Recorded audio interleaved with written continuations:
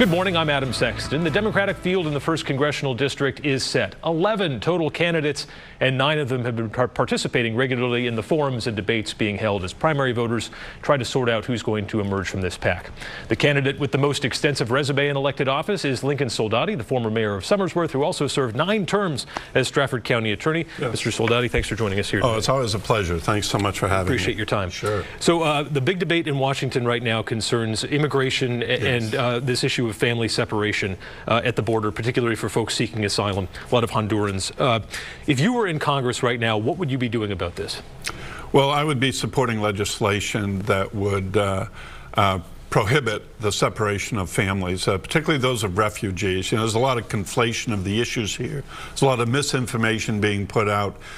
You know, these are not undocumented immigrants looking to come for work in this country. These are people who are seeking asylum, people who whose lives are in danger in their own country, many of whom have had death threats, etc., threats on their families, and they're coming here seeking asylum in this country, a safe haven from what they're facing in their own countries.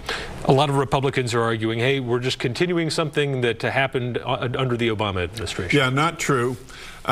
This did not happen under the Obama administration. Those seeking asylum were not separated from their children, and that's that's the conflation and the continuation of lies surrounding this incident to make a political to seek some sort of political advantage.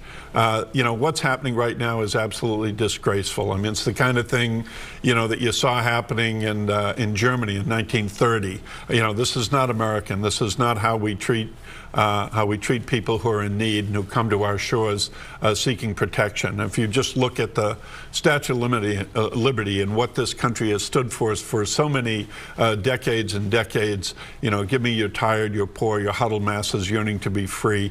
You know, this country has been a sanctuary.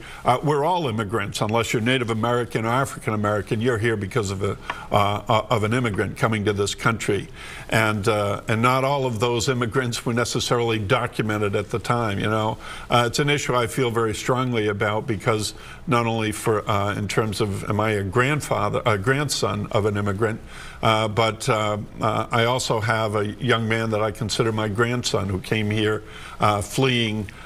His parents were assassinated in Guinea, and he was beaten, his legs were broken, and he came here seeking asylum, was finally granted refugee status. My son has opened up his home to him, and he spends 2 nights of the week with my wife and I in our home in Portsmouth. So I have a personal attachment to the issue of asylum and refugees, and understanding, you know, what people have fled in order to come to this country. If this truly is a moment for moral clarity, why not take the campaign down there to the border?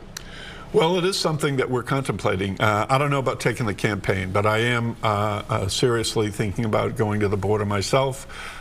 We need to you know, look at the logistics of it and how this might happen. So, and whether or not there's something I can do to be of use. I mean, this goes back to, you know, lessons that I learned at Standing Rock, where I went out and spent some time in North Dakota, and I felt I could be of use there. And so if I feel that there is something I can do to help bring more attention, although there is a lot of attention on the issue right now, then that's something we're seriously considering at this point. You mentioned Standing Rock. Obviously, energy policy versus the environment is a big debate right now, particularly in New Hampshire, where there are still natural gas pipelines they'd like to bring in here. Where would you stand as a congressman? Obviously, you're not going to be, you know, particularly ruling on whether or not a particular pipeline necessarily can go in here, but would we see you as more of a not in my backyard, or someone who wants to balance the energy? Well, I don't think it's about whether it's in your backyard or not. I think it's about the future and looking to where the future is.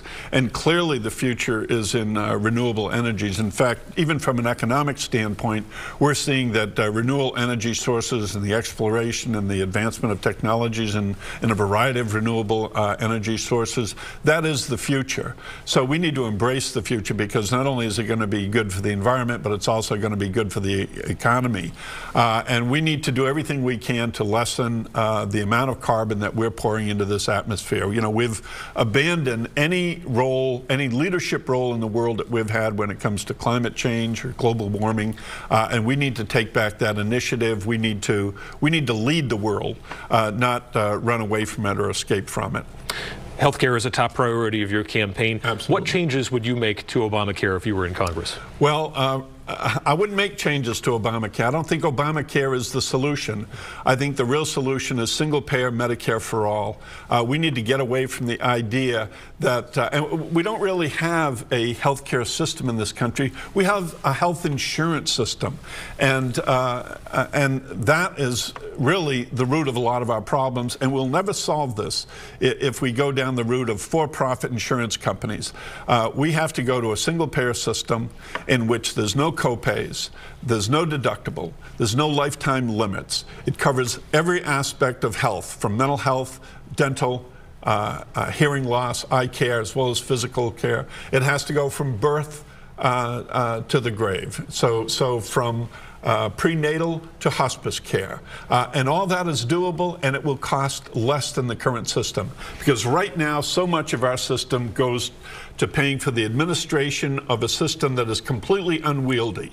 You know, and so, you know, trying to tweak Obamacare or the ACA, or whatever you want to call it, is just more of the same, really. It's just shuffling around the pieces on the board, as opposed to, we need to completely go to a system in which everybody is covered and which is less, and the biggest beneficiaries of this will be businesses, which means it will contribute to our economy. So single-payer Medicare for all, I believe, is the only rational, sensible system for this country, and everybody's lives will improve. 95% of all people will save money under a single-payer system. Do you have some concrete plans as to how you would pay for that? Well, the plan that I have seen that I find the most cogent is put together by a group of physicians called PNHP, Physicians for National Healthcare Proposal.org, and they have a very detailed plan, goes into how it all gets paid. The fact is, we're all paying for it now, so it's not a question of you know, this is actually going to cost less because you eliminate profits, and if you go back to how we got here, it really goes back to Richard Nixon in '73, in which Ehrlichman's explaining to Nixon that Kaiser Permanente had an idea, and their idea was this: the less care we provide, the more money we make. That's the system we've had in place since 1973, and it's still the rule. And that is because it's based on for-profit insurance. We need to eliminate that. We also need to eliminate for-profit hospitals eventually. And we also need to wrap into that the whole issue of medications in the pharmaceutical industry. Before we finish up here, what are some gun legislation ideas that you have as ideas? All Democrats are now favoring tighter gun control laws, but what do you think should be priority number one? Well, I think putting in a waiting period would immediately save lives, because if you had, say, a 72-hour waiting period, individuals who go in to buy a gun for the purpose of committing suicide, we know that a certain percentage of those individuals, given some time to rethink it and so forth, would not. So we could immediately save lives by that. And you know, I mean, there's no urgency that somebody has to have a gun today. This concept of immediate gratification. So, you know, it's not preventing anybody from purchasing a weapon. It's merely delaying it, so that in the event that you're dealing with somebody who actually is thinking or is solely buying that firearm in order to commit suicide, well, you'd save lives that way. And then of course, there are many positions that even members of the NRA approve. You know, the idea of closing the loopholes on background checks. Excuse me. You know, I do support a ban on assault weapons. We did it before. I didn't see anybody, you know, I didn't see disaster following that.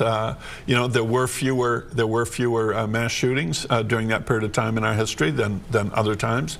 So, you know, there are some common sense approaches that we can take that has nothing to do with violating anyone's Second Amendment rights. You know, there are no rights in the Constitution that are absolute, including the Second Amendment, and we're talking about reasonable measures, and there are many we could take. And quickly, before we wrap up here, you called for the impeachment of President Trump. You think the case is made already that he should be impeached? Well, I think there is enough evidence in the public record to warrant an inquiry, so that I think that, I would like to be appointed to the Judiciary Committee. I think my background, that'd be a natural fit, and I would love to. I know how to cross-examine. I know how to conduct investigations, and I think that the public record alone is sufficient to say there's enough to look into here. I'm sure that the Mueller investigation will reveal many more issues and a lot more depth to what we already know that's in the public record, but there clearly is enough in the public record to warrant further investigation. All right, Lincoln Soldati, we'll see you out there on the campaign trail. Thanks so much. I appreciate it. Sunday.